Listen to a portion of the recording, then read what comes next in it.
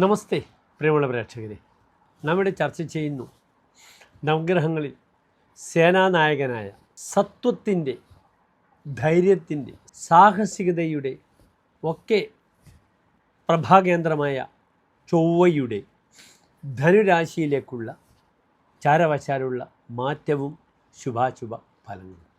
ചൊവ്വ 2025 ഡിസംബർ 7-ാം തീയതി ധനുരാശിയിലേക്ക് പ്രവേശിച്ചു കഴിഞ്ഞു. 1201 മകരമാസം 1-ാം തീയതി വരെ, അതായത് 2026 ജനുവരി 15 വരെ ചൊവ്വ ധനുരാശിയിലാണ്.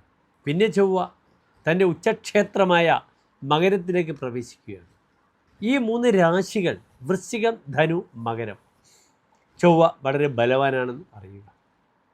ഇപ്പോൾ ചൊവ്വ ധനുരാശിയിൽ നിൽക്കുന്നു.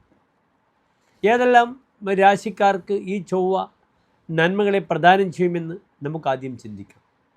മേടം രാശിക്കാർക്കും, കർക്കിടകൻ രാശിക്കാർക്കും, തുലാൻ രാശിക്കാർക്കും, വൃശ്ചികൻ രാശിക്കാർക്കും, ധനുരാശിക്കാർക്കും, കുംഭൻ രാശിക്കാർക്കും, മീനം രാശിക്കാർക്കും ഈ ചൊവ്വ വളരെയധികം നന്മകളെ പ്രദാനം ചെയ്യും.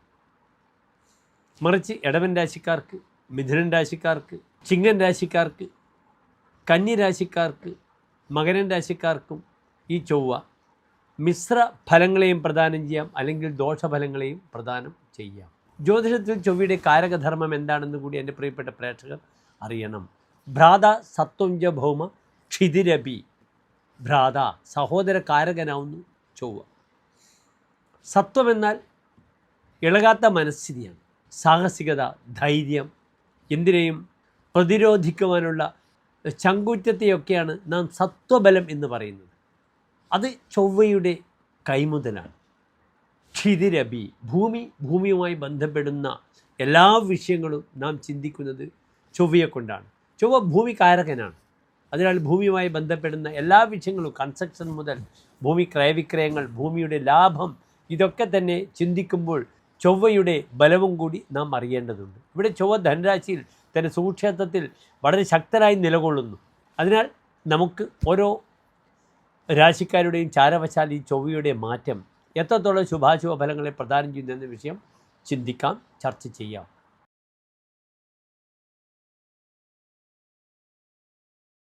ഉത്തര നക്ഷത്രത്തിൻ്റെ അവസാനത്തെ 45 നാഴിക, അത്തം ചിത്ര നക്ഷത്രത്തിൻ്റെ ആദ്യത്തെ 30 നാഴിക വരുന്ന 2.25 നക്ഷത്ര സമൂഹം. ഇവിടെ കന്നിരാശിക്കാർക്ക് ചൊവ്വ നിൽക്കുന്നത് എവിടെയാണ്? 4-ാം ഭാവത്തിലാണ്. എന്താണ് 4-ാം ഭാവം? അമ്മ, അമ്മാവന്മാർ, മരുമക്കൾ, വാഹനം, ഗൃഹം, ഭൂമി, നാൽക്കാലികൾ, ഇതൊക്കെയാണ് 4-ാം ഭാവം കൊണ്ട് ചിന്തിക്കേണ്ടത്. ഇവിടെ അഷ്ടമാധിപനായ ഗ്രഹം 4-ാം ഭാവത്തിൽ വന്നാൽ ഈ ഭാവത്തിന് നാശമുണ്ടാകും, ക്ലേശങ്ങളുണ്ടാകും. അമ്മ, അമ്മാവന്മാർ, മരുമക്കൾ, അനന്തരവന്മാർ, ഇവർക്കൊക്കെ രോഗാദി അരിഷ്ടകളുണ്ടാകാം, വാഹനാപകടങ്ങൾ ഉണ്ടാകാം. വളരെ ശ്രദ്ധിക്കണം. അതിന് പുറമേ ഈ ഖനനക്രിയകൾ ചെയ്യും. ഖനനമെന്നാൽ കിണർ കുഴിക്കുക, അല്ലെങ്കിൽ വലിയ വാരിക്കുഴികളൊക്കെ തീർക്കുക, ഫോറസ്റ്റിലൊക്കെ ജണ്ടകൾ കെട്ടി അതൊക്കെ ചെയ്യുക, അല്ലെങ്കിൽ കൽക്കരി ഖനിയിൽ വർക്ക് ചെയ്യുന്നവരൊക്കെ തന്നെ പെട്ടെന്ന് മണ്ണിടിഞ്ഞ് വീഴും. അതിനാൽ 40 ദിവസക്കാലം വളരെ ശ്രദ്ധിക്കും. പ്രത്യേകിച്ച് നമ്മുടെ നാട്ടിൽ കിണർ ജോലിക്ക് പോകുന്നവർ ശ്വാസം മുട്ടിയൊക്കെ പലരും മരിച്ചു പോകാറ്. വളരെയധികം ജാഗ്രത പാലിക്കണം.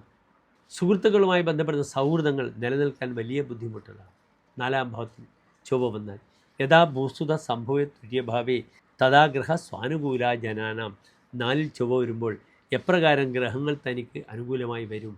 സഖാകിന്ന ശത്രുയതേ സൽകൃതോപി. താൻ സൽക്കരിച്ച സുഹൃത്ത് പോലും തൻ്റെ ശത്രുവായിട്ട് മാറും.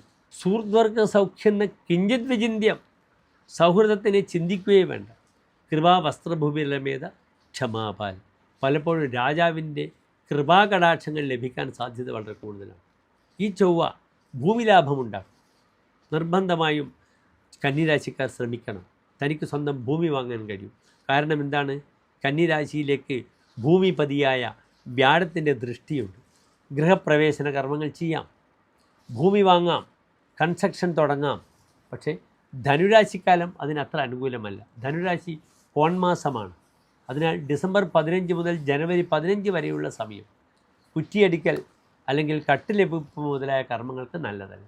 അതിന് ഡിസംബർ 15 മുമ്പേ തന്നെയുള്ള സമയം കണ്ടെത്തണം കുറ്റിയടിക്കാൻ. പക്ഷേ ഭൂമി വാങ്ങാം. മകരമാസത്തിൽ ജനുവരി 15 ശേഷം തുടങ്ങാം.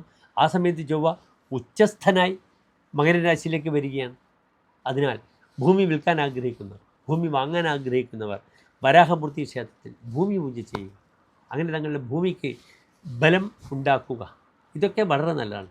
കൺസ്ട്രക്ഷൻ തുടങ്ങുന്ന സമയത്ത് ഭൂമിയുടെ 4 ഭാഗത്തും തറയുടെ 4 ഭാഗത്തും ശൂലിനിയന്ത്രം സ്ഥാപിച്ച് കാര്യങ്ങൾ ചെയ്താൽ ശത്രുദോഷമുണ്ടാകില്ല, തടസ്സങ്ങളുണ്ടാകില്ല എന്നുകൂടി അറിയുക. എല്ലാ പ്രിയപ്പെട്ട കന്യരാശിക്കാർ ശോഭനമായ നല്ലൊരു 40 ദിവസക്കാലത്തെ പ്രാർത്ഥിക്കുന്നു. നന്ദി, നമസ്തേ.